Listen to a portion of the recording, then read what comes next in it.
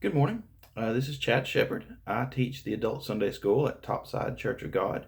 It's Sunday morning again, so it's time to gather. We gather online right now since we're not gathering in person. Um, and I'd like to talk to you briefly this morning about the human tendency to forget. Um, it's something that we all run up against if we're not careful, and it's a tendency to forget what God did for us and who He is for us, and it's something that we have to be aware of. Let me just get right into it, and I'm going to start by reading Genesis chapter 40, um, verses 1 through 23. It came to pass after these things that the butler and the baker of the king of Egypt offended their lord, the king of Egypt. And Pharaoh was angry with his two officers, the chief butler and the chief baker, so he put them in custody in the house of the captain of the guard in the prison, the place where Joseph was confined. And the captain of the guard charged Joseph with them, and he served them, so they were in custody for a while. Now, I'm going to pause here for a second to add some context. Um, you may be familiar with the story. Joseph was was Jacob's son, and God had given him dreams actually, and the interpretations of those dreams, and it caused friction between Joseph and his brothers. And long story short, his brothers put him in a situation that ended him sold off into slavery, and another situation arose where he ended up falsely accused and in prison. So that's where he is right now. Things don't seem to be going great for Joseph at the moment. God brings good from it later. But right now, Joseph is in prison. But even in prison, he has favor, even with the guards and such. So the baker and butler are in prison, and they're with Joseph. Verse 5. Then the butler and the baker of the king of Egypt, who were confined in prison, had a dream, both of them, each man's dream in one night, and each man's dream with its own interpretation.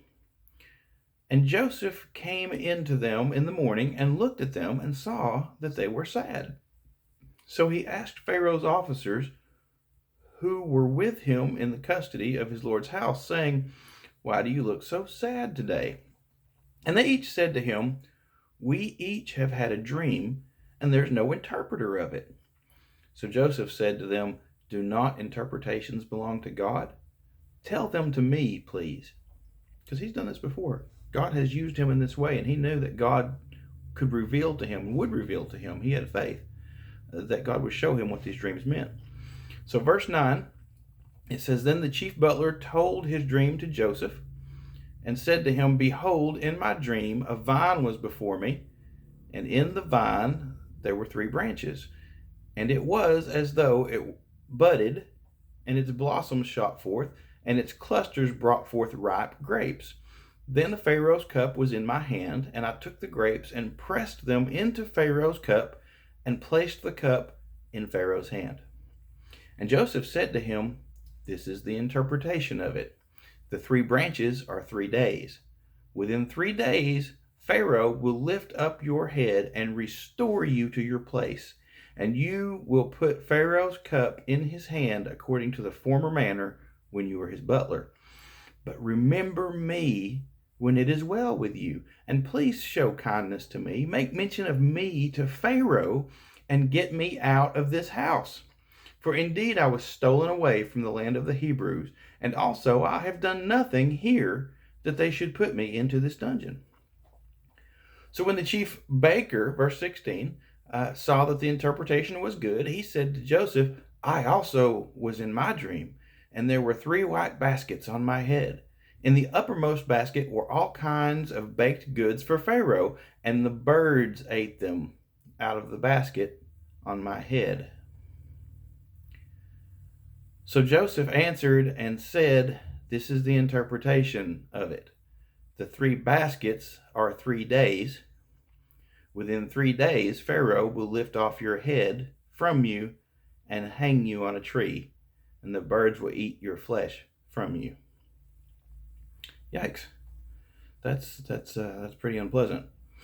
Now it came to pass on the third day, verse 20, when Pharaoh's which was Pharaoh's birthday, that he made a feast for all his servants. And he lifted up the head of the chief butler and of the chief baker among his servants. Then he restored the chief butler to his butlership again, and he placed the cup in Pharaoh's hand. But he hanged the chief baker, as Joseph had interpreted to them. Yet the chief butler did not remember Joseph, but forgot him. This is a thing that happens. It's a normal. It's like the default human response for some reason in our imperfect flesh. People forget when amazing things, supernatural things, miracles from God can happen in somebody's life. And then if you ask them a little while later and say, hey, what great things has God done for you? What miracles have you seen in your life? And they know that they have seen miracles, but sometimes they just have trouble recalling what these things were. And this butler had this amazing thing, this dream that he had, and this interpretation that God gave to him. Yet when he gets back there, he just totally forgets. Now, eventually the Pharaoh has a dream, and when he does, the butler remembers Joseph. Then he's like, "Oh yeah, if you're having trouble with this and you need somebody to interpret it, let's get Joseph." But it wasn't until something jogged his memory, until something brought his attention to it. Listen to this in Numbers 11, verses 4 through 6. Now this was at a time when God had delivered the Israelites from Egypt. He had brought all 12 of the plagues against the Egyptians. And he had had a pillar from a fire from heaven, and he had parted this. I mean, all these amazing things that they saw. And when they get out there and they're traveling through the wilderness, and God is feeding them with bread from heaven called manna that just magically appears. It's not magic; it's power of God in the mornings. But they, in the face of all this, they forget who it is that they serve and what it is that he's done for them. Listen to Numbers 11, 4 through 6. It says, "So the children of Israel wept again and said, 'Who will give us meat to eat? We remember the fish which we ate freely in Egypt, the cucumbers, the melons, the leeks, the onions, and the garlic. But now our whole being is dried up, and there's nothing at all to eat except this manna before our eyes.'" So they forgot. I mean, I don't know if you've ever seen the movie 10 Commandments or The Prince of Egypt. I mean, these are spectacular things that God did. Just amazing, unfathomable miracles. There's no way to ignore them.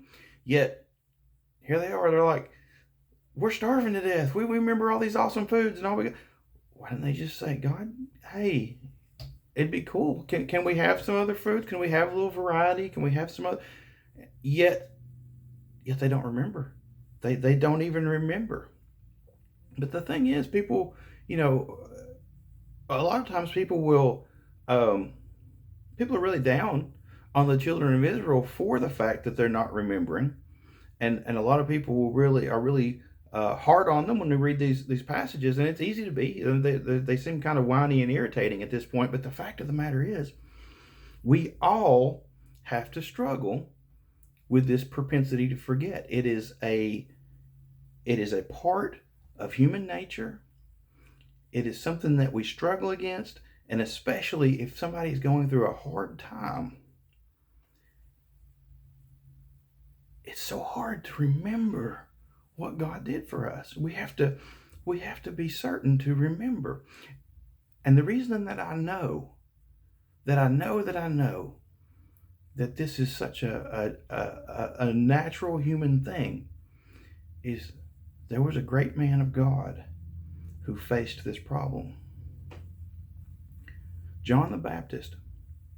Jesus said of John the Baptist, there is of men there's none greater. John the Baptist was in prison. At the end of his ministry, he had been in prison because he told King Herod that what he had done was sin, and he can't take his brother's wife, and that's not right, and that's not okay. And he ended up in prison for it. But while he's in prison, in the depths of his hardest times, he sent his disciples to Jesus because he didn't remember.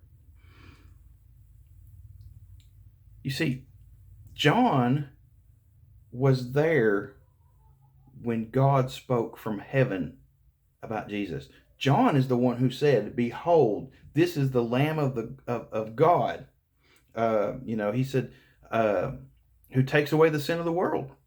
He said, "I'm not worthy to bear to bear his shoes." John baptized Jesus because Jesus asked him to, and that's when the dove, the Holy Spirit, came down in the form of a dove and onto Jesus, and the voice of God spoke from heaven and said, "This is my beloved Son, in whom I am well pleased." John witnessed all this. But listen to this in Luke chapter 7, verses 19 through 22. While John is in prison, it says, "And John, calling two of his disciples to him, sent them to Jesus, saying, 'Are you the coming one, or do we look for another?'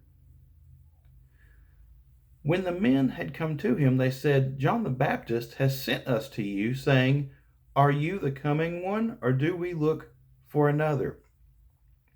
And that very hour he cured many infirmities, afflictions, and evil spirits, and to many blind he gave sight." Jesus answered and said to them, "Go and tell John the things you have seen and heard, that the blind see, the lame walk, the lepers are cleansed, the deaf hear, the dead are raised, and the poor have the gospel preached to them." Even John, this powerful man of God, when he hit these times and things were tough and things were hard, he couldn't remember. He didn't remember these amazing things. And he had to reach out. He had to reconfirm what he knew, but he couldn't remember. But this is why in Deuteronomy 6, verses 6 through 12, this is what we have to do. God gave us specific advice on how to combat this. It says, starting at verse 6, it says, "And these words which I command you today shall be in your heart. You shall teach them diligently to your children, and you shall talk of them when you sit in your house, when you walk by the way, when you lie down, and when you rise up. You shall bind them as a sign on your hand, and they shall be as frontlets between your eyes. You shall write them on the doorposts of your house and on your gates. So shall it be when the Lord your God brings you into the land which he swore to your fathers, to Abraham, Isaac, and Jacob, to give you large and beautiful cities which you did not build, houses full of good things which you did not fill, hewn out wells which you did not dig, vineyards and olive trees which you did not plant. When you have eaten and are full, then beware lest you forget the Lord who brought you out of the land of Egypt from the house of bondage."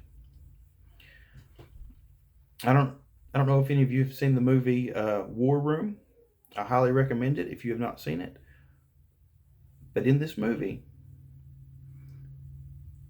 there is a woman who has a prayer journal, and she writes down the things that she's praying about. And then when God brings the answers to those prayers, she goes back and she updates and she puts down, "This is how God answered this prayer." This is the kind of thing that would help any of us, all of us, especially during times when, I saw a news article today about how that some people are facing depression and anxiety over being, stuck in their homes right now. And it would be easy for people to slide off into a bad place and to forget that God still has all this. God is still in control, and God has still done amazing things for us in the past that he'll continue to do in the future. If we begin to write down these things that we ask of him, and then go back and write down the answers, the amazing things that he brings to us, or anytime we see a miracle, a supernatural move of God, an answered prayer, anytime that He does something wonderful for us, and especially those things that you can tell that there's no question that it had to be God. And you know the kind of things I'm talking about. Write these things down. Share them with each other. Share them with your children. Share them with your friends and your family and your loved ones.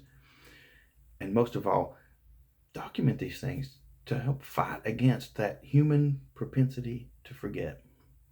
Thank you for listening this morning. I encourage you when we start meeting again, definitely come visit us at Topside Church of God. We'd love to have you, and feel free if you have need to pay your tithes and your offerings. Certainly, Topside does continue to need your support. We do still have bills, and you can give on our Facebook page. There's some information about the address, and you can also give through PayPal. Thank you very much, and God bless you.